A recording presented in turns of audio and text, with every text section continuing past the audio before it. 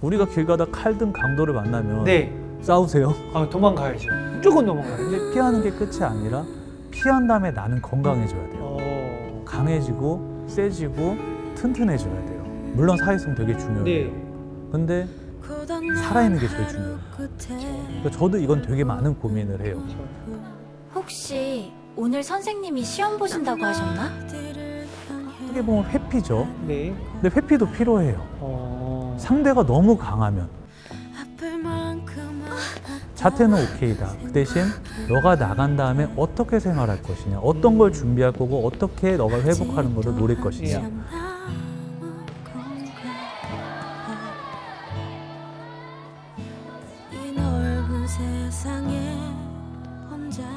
그럼 엄마가 학교 가서 싸울게.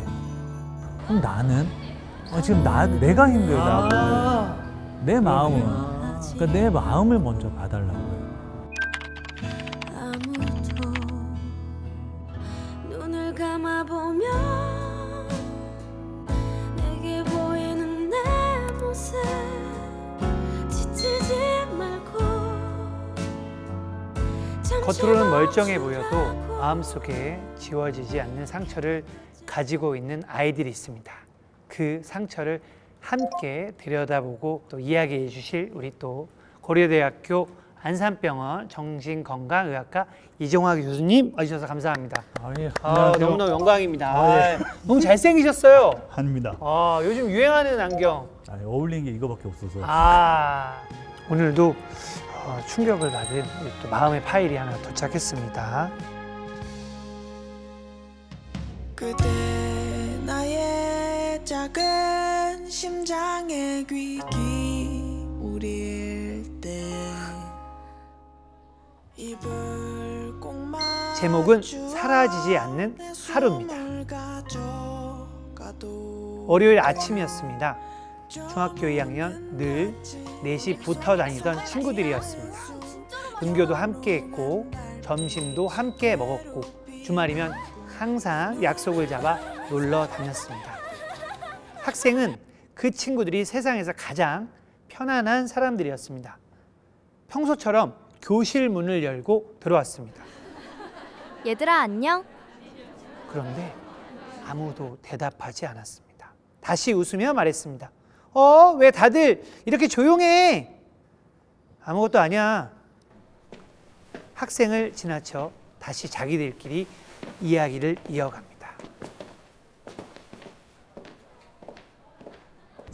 학생 입장에서는 굉장히 당황스럽겠는데요. 그쵸? 네.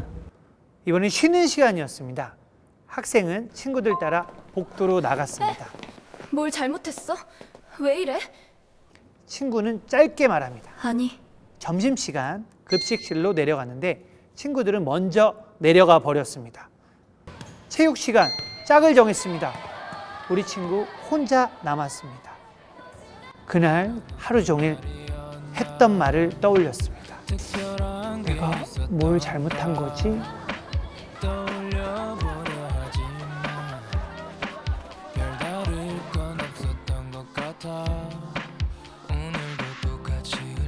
다음 날이었습니다. 학생 휴대폰으로 문자 한 통이 도착했습니다. 야, 눈치 좀 챙겨.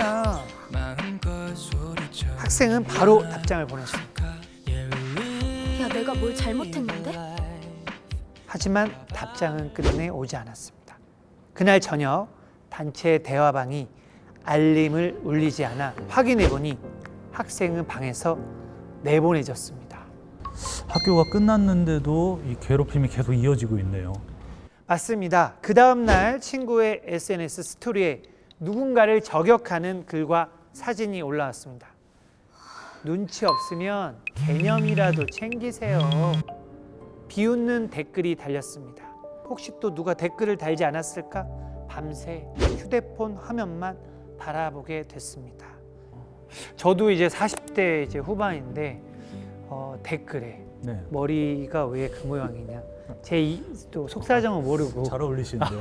네, 그리고 발음이 왜 그러냐, 혀가 왜 이렇게 짧냐, 이렇게 작은 댓글만 봐도 상처가 엄청 났거든요. 근데 우리 아이들은 진짜 친구들한테 네. 그런 댓글이나 뭐 메시지를 받는다면 정말 큰 상처가 될 것 같아요. 그러니까 면전에서 대고 얘기하는 것들도 굉장히 큰 충격이지만 네. 이 가상 공간 안에서 얘기를 한다는 거, 그리고 여러 명이 있는 공간 안에서 일대 다로 나를 비난하는 일이 일어난다는 거, 이거 자체가 굉장히 상처가 될 수 있다는 거고요. 네. 또 하나의 문제는 우리가 가상 공간에서는 대면으로 하지 못하는 말들도 굉장히 쉽게 뱉어요. 그렇죠. 패드립을 하는 아이들도 있고 네. 인신 공격을 하는 애들, 뭐 외모에 대한 비난, 여러 가지 말들이 계속 일어날 수 있기 때문에 오히려 면전에 듣는 것 이상의 충격을 받을 위험성도 있습니다. 며칠 뒤였습니다. 휴대폰이 울렸습니다. 학생은 깜짝 놀라 휴대폰을 떨어뜨렸습니다. 확인해 보니 엄마에게 온 문자였습니다. 불안 반응이죠. 그러니까 뭔가 원래대로라면 그냥 중립적이고 위험하지 않다고 느끼는 것들이 그냥 원래는 평소에 아무렇지 않게 느꼈던 것들이 이제 위험하게 다 느껴지는 거예요. 몸이 그렇게 기억을 해버리는 거죠. 맞습니다. 그 다음 주 월요일 학생은 교복을 입었습니다. 학교 앞까지 갔습니다. 교문이 보였습니다. 발이 떨어지지 않았습니다. 숨이 가빠 오르기 시작했습니다. 심장이 쿵쾅거리기 시작했습니다. 도망가자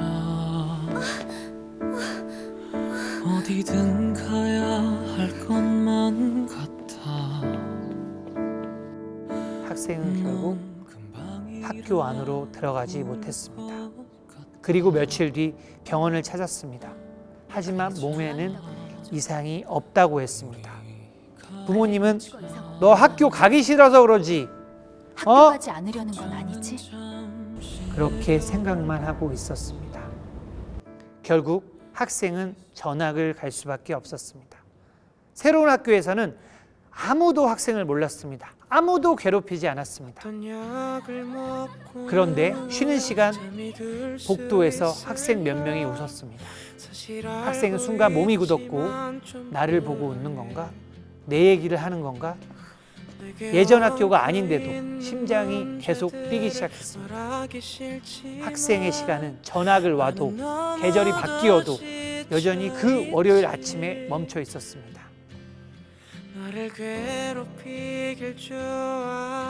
교수님, 괴롭힘이 끝났습니다. 학교도 바뀌었습니다.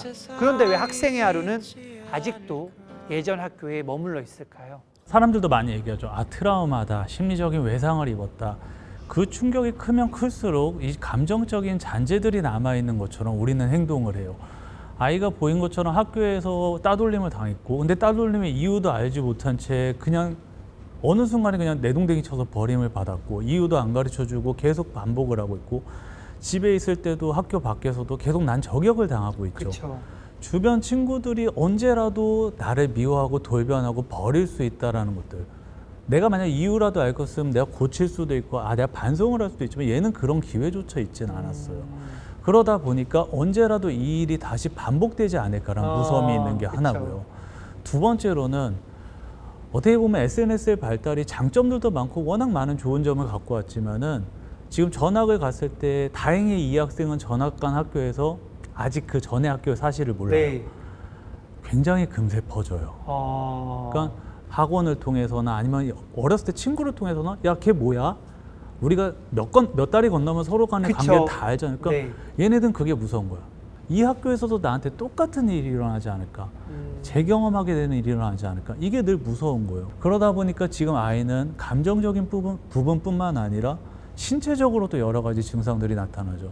숨이 가쁘고 그쵸. 눈앞이 깜깜해지고 다른 사람들이 그냥 자기네들끼리 놀아요. 예전엔 전혀 신경도 쓰지 않았어요. 그쵸. 그냥 애들은 노는구나. 근데 지금 다네들이 웅성거리면 나에 대해서 무슨 이야기를 들었나? 내가 왜 전화가 왔는지 알게 됐나? 나 비웃는 건가? 자꾸 이런 식으로 부정적으로 자기도 모르게 생각을 하는 거예요. 내 경험이, 내 기억이 각인된 부분들이 자꾸 그 생각을 반복적으로 떠올리게 되고 네. 이게 떠올리면 떠올릴수록 계속 강화되는 거죠. 그러다 보니까 적응의 문제, 우울, 불안, 신체 증상들, 다양한 정서적인 문제로 이어지기도 합니다. 요즘 아이들이 학교 폭력, 네. 외상 후 스트레스보다 이 사이버 폭력으로 인한 스트레스가 더 심각하다고 기사도 나고 많은 결과들이 있는데 왜 그렇게 사이버 폭력을 당한 아이들이 큰 상처를 받는 거죠? 실제로 외상, 그 신체적인 외상 같은 경우에는 그냥 우리가 어렸을 때를 생각해 볼게요. 학교에 가고 애들을 만났을 때만 신체적인 외상이 일어나게 되죠. 지금처럼 핸드폰이 있고 아무 때나 불러낼 수 있는 시대는 아니었어요. 근데 지금 뭐 SNS나 이런 메신저들이 발달하면서 사이버 괴롭힘이 일어나는 것들이 때와 장소를 가리지 않죠. 말 그대로 밤 11시, 12시에도 비난을 하는 말들을 언제라도 할 수가 있고, 문제는 이게 때와 장소를 가리지 않는다는 것 외에도 굉장히 신체적인 외상이나 증거를 남기지 않을 수도 있어요. 예를 들어서 단톡방을 파서 아이한테 뭐 비난을 한 다음에 그 방을 폭파시킨다거나 그랬을 때는 가해자들은 증거가 없다. 얘기해봐라. 그럼 피해자는 그 대신 되게 많은 충격을 받고 그쵸. 정신적인 상처를 받았죠. 그러다 보니까 이게 안 보이게 계속 맞는 것처럼 꾸준하게 이어지기 때문에 아이들의 상처는 더 깊어질 수가 있는 거죠. 그러면 트라우마, 그 증상이 질환까지도 넘어갈 수 있나요? 그러니까 PTSD라고 하는 게 우리가 가장 익숙한 트라우마 관련된 진단이죠. 근데 네. 정확하게 트라우마, PTSD의 진단을 얘기할 때는 뭐 생명에 대해 위협이 있다거나 엄청난 충격이 되는 사건들, 뭐 교통사고들 네. 이런 거를 일차적으로 정의하고는 있어요. 근데 정서적으로 따돌리고 은근히 따돌리면서 신체적인 위협이나 생명으로 위협하지는 않지만 사회적 매장에 가까운 증상을 했을 때 그렇죠. 정말 정의적인 얘기에서는 PTSD라는 말이 논하기는 애매하지만 네. 아이가 보이는 반응을 보면 정말 PTSD 양상을 보여요. 그렇죠. 아까 제 경험의 얘기들, 다시 네. 따돌림을 당하지 않을까에 대한 그런 두려움이나 회피작용들, 학교나 교복을 입은 친구들 만났을 때 피하는 반응, 네. 정서적인 반응들도 일어나죠. 굉장히 예민해져 있고 불안해하고 사소한 일에도 폭발하게 되고 여유가 없어진 상태들. 그러니까 아이들 보면 PTSD 양상처럼 행동을 해요. 근데 학교를 안 보내면 안 되나? 그래서 안 가는 것들도 요즘 해요. 차라리. 그러니까 학교 가면 정말 죽을 것 같아요. 그래서 학교 가서 자야 하고 막 이런 애들 있어요. 그냥 학교는 포기합시다. 학교가 더 안 좋은 것 같아. 순기능도 있고 역기능도 있잖아요. 근데 옛날엔 순기능을 더 많이 봤는데 네.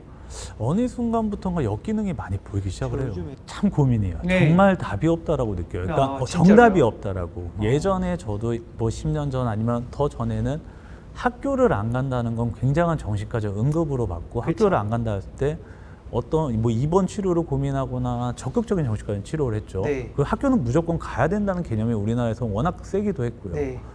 근데 만약 아이가 학교에서 받은 트라우마가 너무 크고 학교만 가면 불안이나 공포 혹은 이 감정들을 이기지 못한 상태로 자해 행동을 반복하거나 자살 시도를 한다 라고 했을 때 학교를 굳이 계속 가야 될 것이냐 이거를 계속 고민할 수밖에 없어요. 물론 사회성 되게 중요해요. 네. 근데 살아있는 게 제일 중요해요. 그렇죠. 그러니까 저도 이건 되게 많은 고민을 해요. 그렇죠. 그 대신 만약 학교를 벗어난다고 했을 때 어떻게 보면 회피죠. 네. 근데 회피도 필요해요. 상대가 너무 강하면 예를 들어서 우리가 길 가다 칼든 강도를 만나면 네. 싸우세요. 도망가야죠. 무조건 도망가. 네, 근데 피한 다음에 피하는 게 끝이 아니라 피한 다음에 나는 건강해져야 돼요. 강해지고 세지고 튼튼해져야 돼요. 그래서 저는 만약에 자퇴를 고민하거나 할 때도 자퇴는 오케이다. 그 대신 너가 나간 다음에 어떻게 생활할 것이냐, 어떤 걸 준비할 거고 어떻게 너가 회복하는 걸로 노릴 것이냐. 네. 지금 말씀하신 것처럼 사회성적인 영역이 많이 부족하다, 기회가. 그러면 이거를 어떻게 메꿀 것이냐. 이런 얘기를 하기도 해요. 그래서 아까 말씀드린 것처럼 답이 정해져 있지는 않다라고 생각을 하는 거죠. 그럼 좋은 사례들도 많이 있나요? 아직까지는 진행 중이죠. 아. 근데 좋다 나쁘다라는 건 몇 년이 더 지나가요. 그쵸, 저도 그쵸. 소아정신과를 보면서 네. 제가 만약에 뭐 길게 봤어도 5년, 6년인데 네. 제가 그래도 좀 좋아지는 경우라고 하는 아이들은 자퇴 후에 스케줄을 정확히 준비하고 실행하려고 하는 아이들은 확실히 회복이 되는 부분들이 오. 많아져요. 생활 자체도 다행이네요. 무너지지 네. 않고요. 근데 그냥 단순히 나 그냥 피할 거야 몰라 하고 집에 들어가고 집에서 활동이 안 한 애들은 좋은 결과가 나오긴 힘들 수도 있어요. 그래서 자퇴를 결정을 하더라도 그 전에 이 얘기를 굉장히 오랜 시간 동안 나눠요. 부모님하고도 상의를 하고 계획을 해놓고 나가죠. 어떤 지원을 해주면 참 좋을까요? 그냥 바로 다이렉트로 도와주는 게 좋을까? 아니면 좀 멀리서 이렇게? 그러니까 결국 대안을 만들고 솔루션을 만들어, 그러니까 행동을 한다라는 거는 다음이에요. 일단 얘가 마음이 되게 닫혀 있잖아요. 네. 힘들어져 있고 네. 이걸 우리가 어떻게 공감하고 위로하고부터예요. 아이가 부모님한테 말을 꺼냈을 때 1차적으로 어떤 방법을 얘기한다기보다는 나 너무 힘들었어. 나 위로해주고 안아줘 같은 얘기일 수 네. 있어요. 네. 근데 아 그랬어? 그럼 엄마가 학교 가서 싸울게. 아빠가 학교. 그럼 나는 지금 내가 힘들다고. 내 그러네. 마음은. 아. 그러니까 내 마음을 먼저 봐달라고요. 아. 부모님 입장에서는 이 문제를 빨리 해결해야겠다는 당연히 맞아, 그 생각이 맞아. 들어요. 맞아. 그러니까 그 부분 해결하려고 하는데 그거에 빠지다 보면은 아이의 마음을 못 따라가요. 그렇구나. 부모님이 나를 위해서 행동하는 것도 알아요. 근데 난 너무 힘들고 나는 부모님한테 다른 걸 기대해요. 네. 근데 부모님은 너를 위해 최선을 다하고 있다고 얘기해요. 그렇죠. 그러니까 모든 사람이 노력을 하고 있지만 합이 맞지 않는 상황이 일어나요. 합이 맞아야 되는 거예요. 네. 그게 제일 불안해지는 거죠. 그리고 저도 주변에 정말 열심히 아이를 위해서 키웠는데 무너지는 부모님들이 있어요. 아이의 실수로 인해. 부모님 잘못이 저는 아니라고 생각하는데 부모님들은 자기 잘못이라고 무너지잖아요. 그럼 부모님에게 마지막으로 한마디 해주신다면.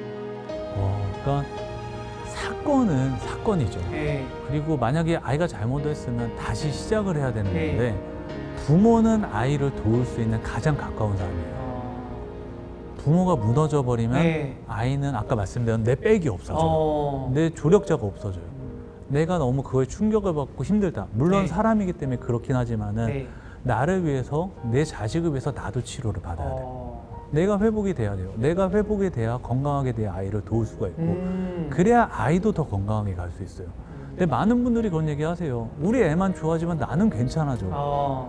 내 아이는 아직 어려요. 그렇죠. 그리고 역경을 이겨내갈 힘이 있는 아이도 네. 있지만 아직 부족할 수도 네. 있어요. 그러면 그거를 지원할 가장 1차적인 지원자들 이분들이 건강해야 돼요. 나를 위해서 시간을 쓰고 내가 치료를 받는 거를 너무 시간 아까워라고 할 게 아니라 네. 부모님이 회복하고 건강해지는 것들도 굉장히 중요한 부분이고요. 그래야지 가정이 바로 건강해질 수 있는 아이도 건강해질 수 있는 결과를 이끌어내는 데 도움이 될 수 있어요.